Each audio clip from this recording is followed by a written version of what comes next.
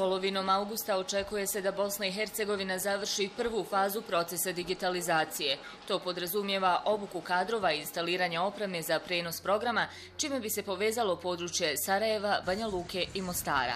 U pripremi je i druga faza i uvezivanje Trebinja, Posušja, Livna, Bihaća i Travnika.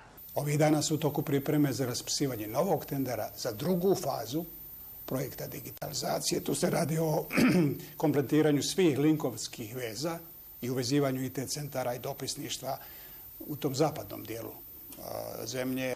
Nakon toga slijedi uspostavljanje primarne emisijske mreže u zemlji sa odašiljačima velike snage ili tačnije zamjena analognih sa digitalnim odašiljačima. Sav taj posao prema međunarodnom sporazumu iz Ženeve mora biti završen do polovine naredne godine. Najvjerovatnije je da mi cjelokupan proces digitalizacije nećemo uspjeti da završimo za godinu dana, obzirom da nam nisu dovoljne ni pripreme bile da bi bili sigurni da ćemo i javni sistem i komercijalne televizijske stanice prebaciti na vrijeme u digitalnu formu i na digitalni frekvencijski plan.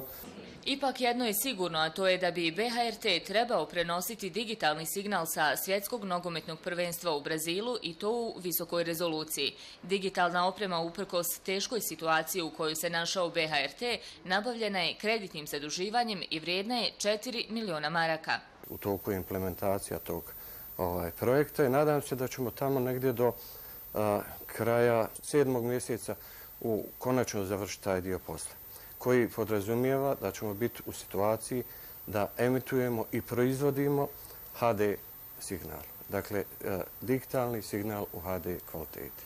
Prema trenutnim tehničkim mogućnostima signal visoke rezolucije moći će se dobiti samo za gledaoce koji u svojim dobama imaju neki vid kablovske IPTV mreže koja omogućava distribuciju HD signala. Ostali gledaoci će signal BHT1 moći pratiti kao i do sada putem analogne predajničke mreže. Podsjetimo i da je provedba digitalizacije dio obaveze koju Bosna i Hercegovina mora ispuniti unutar predpristupnog procesa sa Evropskom unijom, a ukoliko ne izvršimo ovu međunarodnu obavezu, prijeti nam opasnost da ostanemo izvan digitalnog evropskog doba.